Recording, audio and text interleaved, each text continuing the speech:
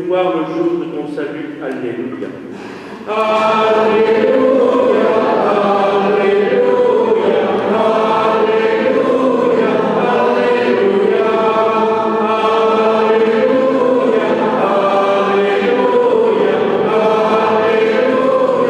Alléluia.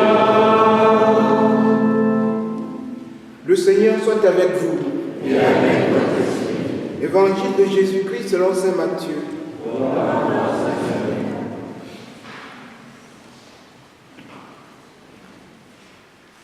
Jésus parlait à ses disciples de sa venue. L'avènement du Fils de l'homme ressemblera à ce qui s'est passé à l'époque de Noé. À cette époque, avant le déluge, on mangeait, on buvait, on se mariait jusqu'au jour où Noé entra dans l'arche. Les gens ne se sont doutés de rien jusqu'au déluge qui les a tous engloutis. Tel sera aussi l'avènement du Fils de l'homme. 2 hommes seront au champ, l'un est pris, l'autre laissé. 2 femmes seront au moulin, l'une prise, l'autre laissée. Veillez donc, car vous ne connaissez pas le jour où votre Seigneur viendra. Vous le savez bien. Si le maître de maison avait su à quelle heure de la nuit le voleur viendrait, il aurait veillé. Il n'aurait pas laissé percer le mur de sa maison. Tenez donc prêts, vous aussi. C'est à l'heure où vous n'y penserez pas que le Fils de l'homme viendra.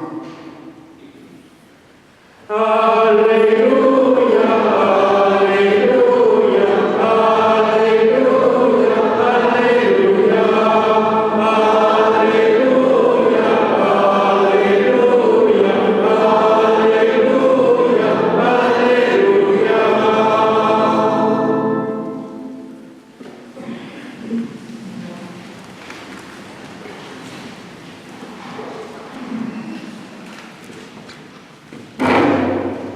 Deux hommes seront au champ.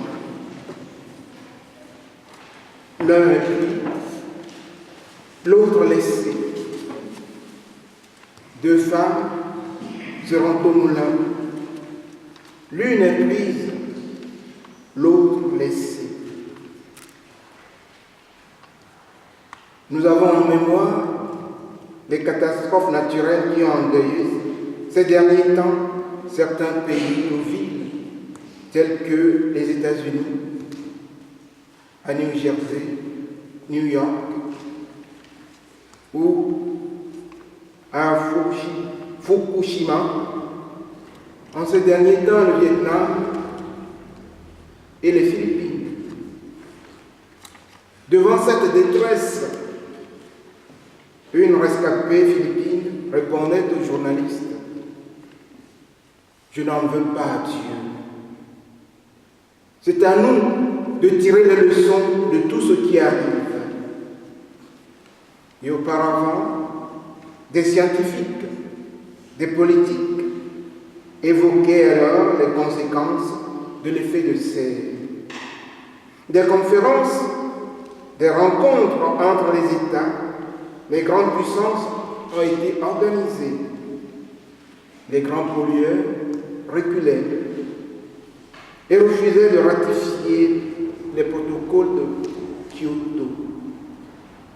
Devant cet état d'esprit, le secrétaire général des Nations Unies, Ben Ki-moon, déclarait à la Terre: attention à la Terre. L'homme refuse donc de collaborer avec la nature et son Créateur. En ce jour, dans les églises de ces pays, de ces villes sinistrées, des chrétiens ne peuvent s'empêcher de s'interroger. Pourquoi moi et pas lui? Ou inversement? Qui de nous pourrait y répondre? Personne. À chacun de prendre le temps de décider du choix à faire. Pris ou laisser. Le royaume de Dieu est proche. Nous n'avons pas à le fabriquer, mais nous le recevons. Ce qui plaît à Dieu, c'est la réalité de ce que nous vivons.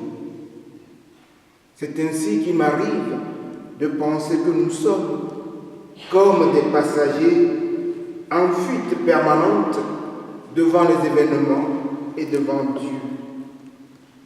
On sait colmater les brèches, mais face à nos orgueils et à nos arrogances, nous peinons pour agir, nous peinons pour décider. Nous ne voulons pas prendre le temps de nous arrêter pour réfléchir, pour assurer la responsabilité de nos actes et pour nous convertir. Pourquoi ne pas le faire pendant qu'il est encore temps? Puisqu'il faudra bien s'arrêter un jour, pourquoi ne pas profiter de ce temps de l'Avent pour faire le point, en laissant la parole de Dieu nous interpeller dimanche après dimanche sur nos options, sur nos conditions et sur nos actions. En ce premier dimanche de l'Avent, commence pour l'Église une nouvelle année liturgique au cours de laquelle nous revivrons dans l'espérance les grands mystères de notre foi chrétienne. L'incarnation du Christ à Noël, sa passion, sa mort, sa résurrection à Pâques. Si le temps de l'Avent en constitue l'ouverture, il en annonce aussi la fin et fait du chrétien un être du désir. L'Avent n'est pas seulement une préparation à la fête de Noël, mais aussi une préparation à la venue du règne de Dieu. Dans l'Évangile, Saint Matthieu nous rapporte deux paraboles. La première évoque le déluge. Et Jésus ne fait pas allusion à la bonne ou bien à la mauvaise conduite des personnages, mais à l'urgence d'être prêt pour ce jour. Il en a de même pour la deuxième parabole. Le Fils de l'homme surprendra comme un voleur. Il nous faut être prêt pour l'accueillir dans le quotidien de nos vies, sans plus attendre. L'orage peut éclater sur nos têtes à tout moment, comme au jour de Noé. Jésus ne cesse de multiplier les images percutantes pour nous réveiller, pour nous rappeler que notre vie ne s'arrête pas là et que nous avons un rendez-vous avec Dieu. L'Avent doit être une attitude constante à adopter dans la foi pour ne pas rater ce rendez-vous auquel nous sommes tous conviés. Dans la première lecture, le prophète Isaïe nous invite à faire nôtre l'espérance et l'endurance du peuple hébreu qui marche vers Sion, où toutes les nations apprendront à connaître Dieu. Le prophète disait, il arrivera dans l'avenir. C'est pour nous indiquer que l'humanité est en marche vers une fin.